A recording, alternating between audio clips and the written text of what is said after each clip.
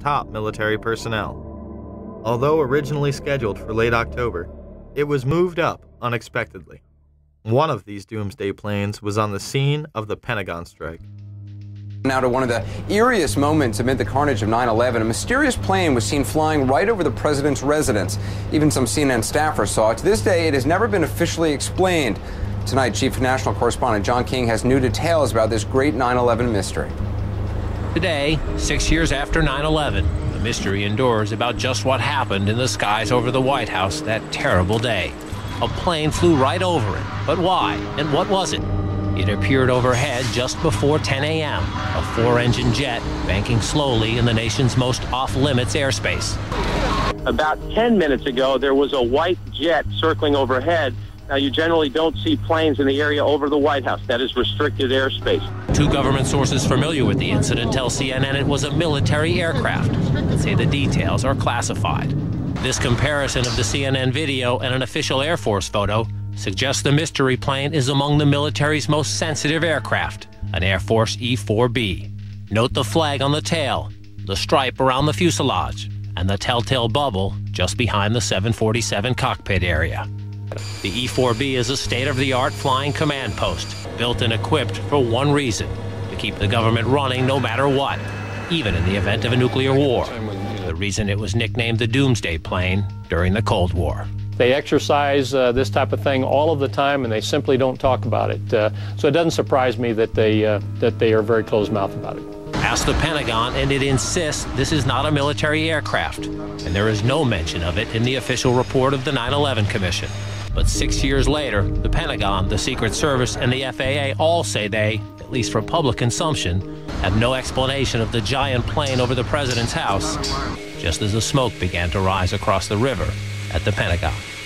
There is also footage of another white mystery plane in the restricted airspace over New York City before the second attack.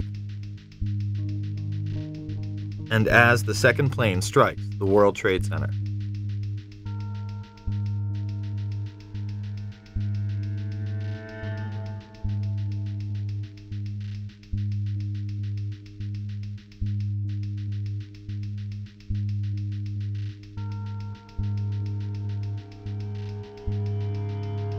There were 5 E-4Bs in the air on 9/11. They are part of the continuity of government plans in case of an emergency. This program was launched in the early 80s, headed by none other than George Herbert Walker Bush.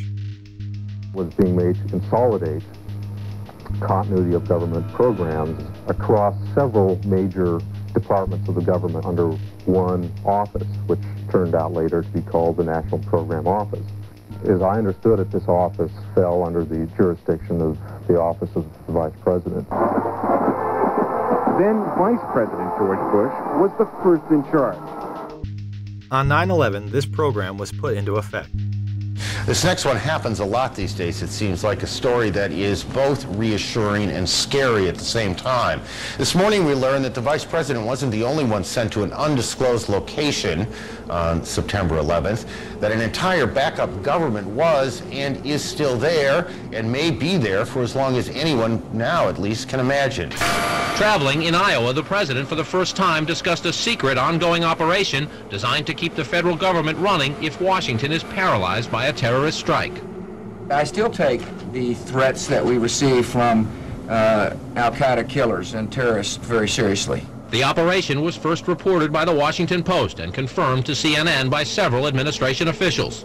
The shadow or bunker government involves roughly 100 senior staffers from every cabinet department and major government agency.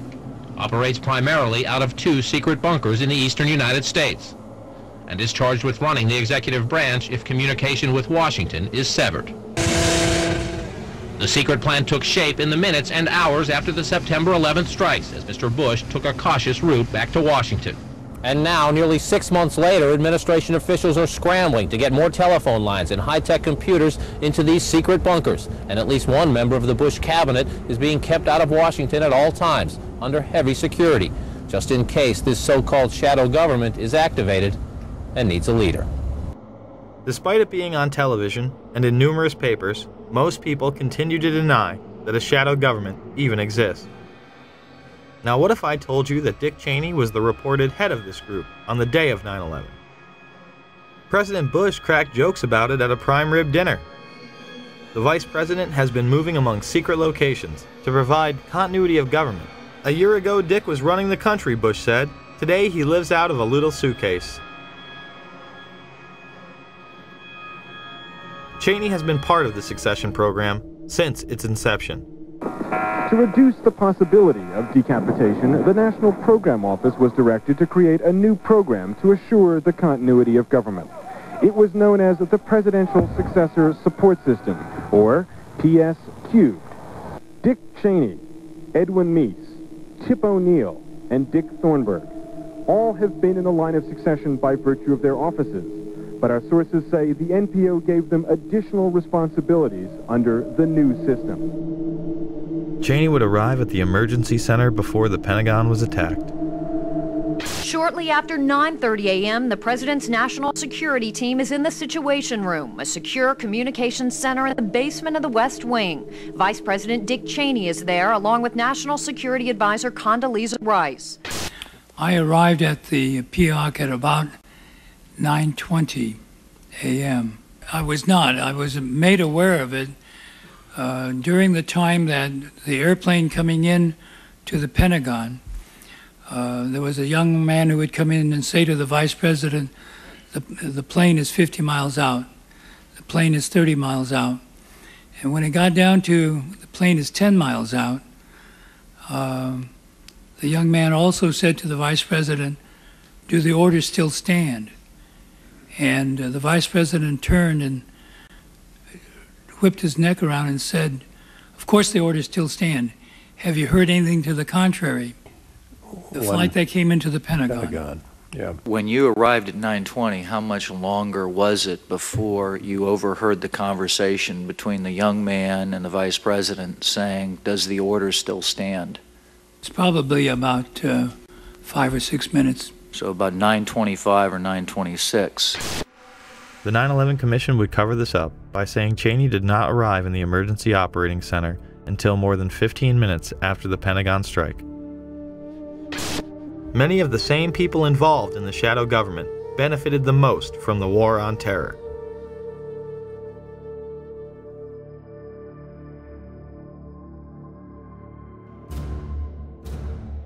A key hub for intelligence was the Salomon Brothers building, also known as World Trade Center 7. This was a massive 47-story skyscraper that would have dominated most city skylines. At 5:20 in the afternoon, it would collapse into its own footprint. It also happened to be New York City's #1 spook house and operational center. It housed the Department of Defense, the Internal Revenue Services, the Security and Exchange Commission, the largest Secret Service office in the world, the largest CIA office outside of Virginia, and New York's Office of Emergency Management, or OEM. Beyond the haunting presence of those still missing in the rubble, Ground Zero is filled with guns, drugs, and secrets. Number 7 World Trade Center was also the New York office of the Central Intelligence Agency. The CIA ordered the building surrounded by FBI agents shortly after it collapsed. Since then, they have been searching for computers and a safe filled with classified documents. Government agents watch the construction workers through binoculars as they search. The OEM was where local government would rally in the case of an emergency, such as a terrorist attack or natural disaster. The command center on the 23rd floor is bulletproof and bomb-resistant, with its own air supply and generators. It's linked to city airports, the Coast Guard, and the Pentagon. Computers will soon have detailed blueprints of every major building in New York City. Surprisingly, it would be deserted when city officials Barry Jennings and Michael Hess arrived. When the Office of Emergency Management did an activation, they always included our locale. I received the call shortly after the first plane hit. I got there, I had to be inside on the 23rd floor when the second plane hit. Upon arriving into the OEM EOC, we noticed that everybody was gone. I saw coffee that was on a desk.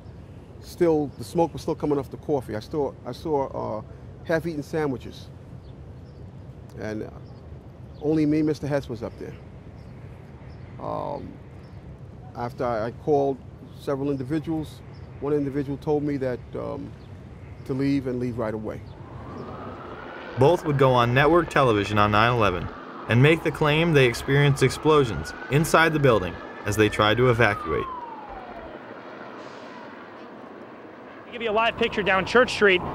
Fire crews now walking back toward the scene. We have seen them all morning trying to walk away, because what happens is every time a little piece of the building comes down, a huge black cloud comes at us, making it almost impossible to breathe or see anything in front of them. But now, at least for the past couple of minutes, it has been clear from this space back on Chambers in that area. So now they're walking back toward the World Trade Center. And as we keep letting you hear the personal stories, the survivor stories of exactly what happened inside the World Trade Center when that first plane went in, and of course the collapses since then, we're going to bring more of those to you now. Barry Jennings, you were on the 8th floor, you work for the City Housing Department. Explain to me the moment of impact. Well, me and Mr. Hess, the Corporation Counsel, were on the 23rd floor. I told him we got to get out of here. We started walking down the stairs. We made it to the 8th floor. Big explosion. Blew us back into the 8th floor. And I turned to Hess. I said, this is it. We're dead. We're not going to make it out of here. I took a fire extinguisher and I bust the window out. That's when this gentleman here heard my cries for help. This gentleman right here, and he kept saying, stand by, somebody's coming to get you. They couldn't get to us for an hour because they couldn't find us. You thought that was it? I thought we're dead. I thought that was it. We have Frank Uciardo back on the phone with us, Brenda, with some New York City officials. Frank, go ahead. That's right. I'm standing here right now just off Broadway by City Hall with Michael Hess, who is the city's Corporation Counsel. Mr. Hess, you were trapped in, I believe, 7 World Trade Center. Go ahead, sir. Yes, I was. I was up in the Emergency Management Center on the 23rd floor, and when all the power went out in the building,